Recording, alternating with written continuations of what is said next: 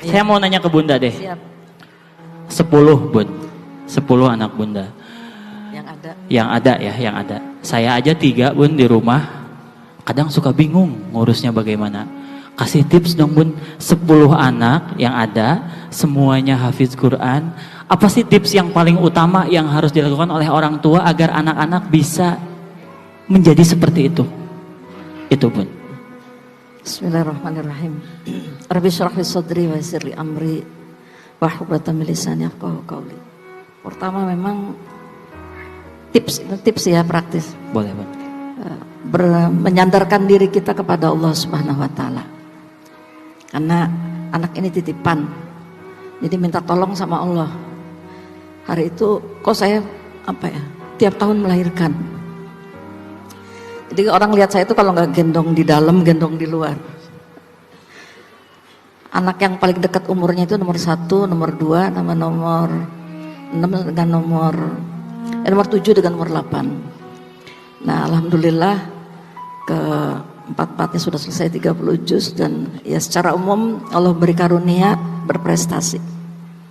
Yang kedua, memang harus kerjasama dengan suami, ini penting. Alhamdulillah ada bapak dan ibu di sini hadir.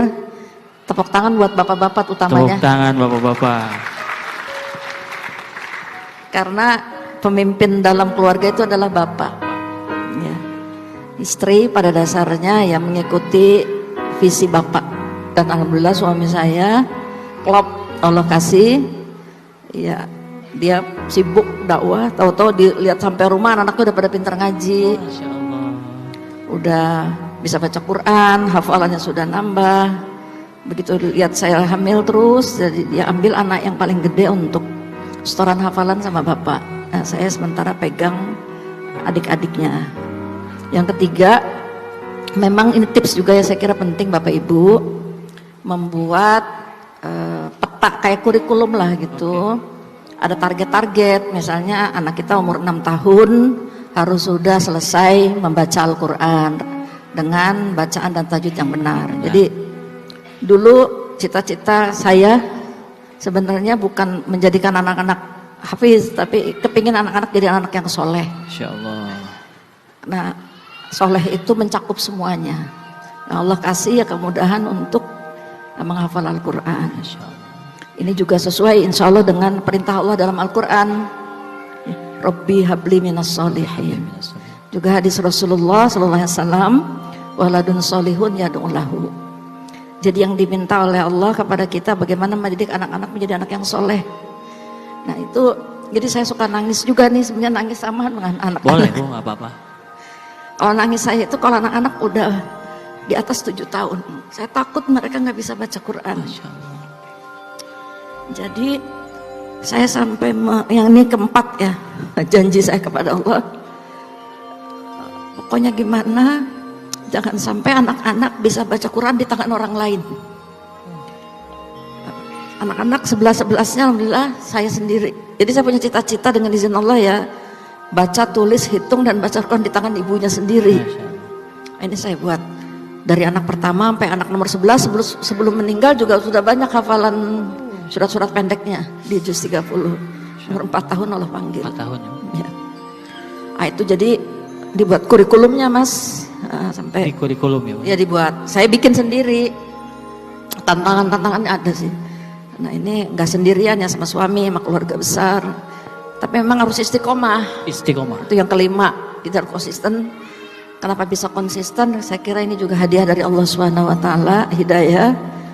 Dan tiba-tiba ada perasaan takut kalau saya tiba-tiba Allah panggil anak-anak saya belum bisa baca Quran. Karena Al-Quran itu penting sekali dalam kehidupan kita. Ya alhamdulillah kemudian Allah buka pintu-pintu lainnya. Saya kira ini insya Allah. Masya Allah. Boleh tepuk tangan sekali lagi, itu luar biasa. Saya kayak ngerasa ngobrol sama ibu saya sendiri, maaf ya Mas ya.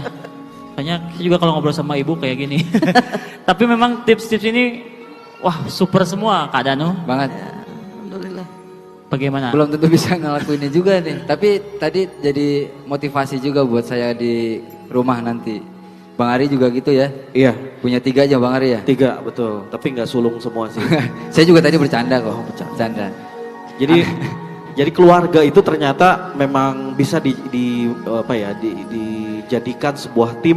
Betul. Gimana caranya bisa bersama-sama saling kerjasama ya Bu ya. Ya. Saling bantu-membantu gitu. Yang udah bisa ngajarin adiknya gitu mungkin ya Bu ya. Iya, saya buat seperti itu. Jadi anak-anak jarang keluar rumah. Masa. Saya bikin anak nomor 1 bertanggung jawab dengan anak yang nomor 9. Oh, iya. Anak yang nomor 2 bertanggung jawab pada anak yang nomor 10. Jadi tingkat kesulitan yang paling tinggi dipegang oleh anak yang paling besar. Masya Allah. Sampai sekarang jadi masih ikatan saudara itu. Alhamdulillah. Jadi tidak hanya sekedar hubungan saudara damiah ya, nasab, tapi juga hubungan-hubungan ideologis. Nah, ini saya bilang ini kelak akan menjadi saksi nanti di hadapan Allah bahwa tugas ibu dan bapak sudah ibu tunaikan.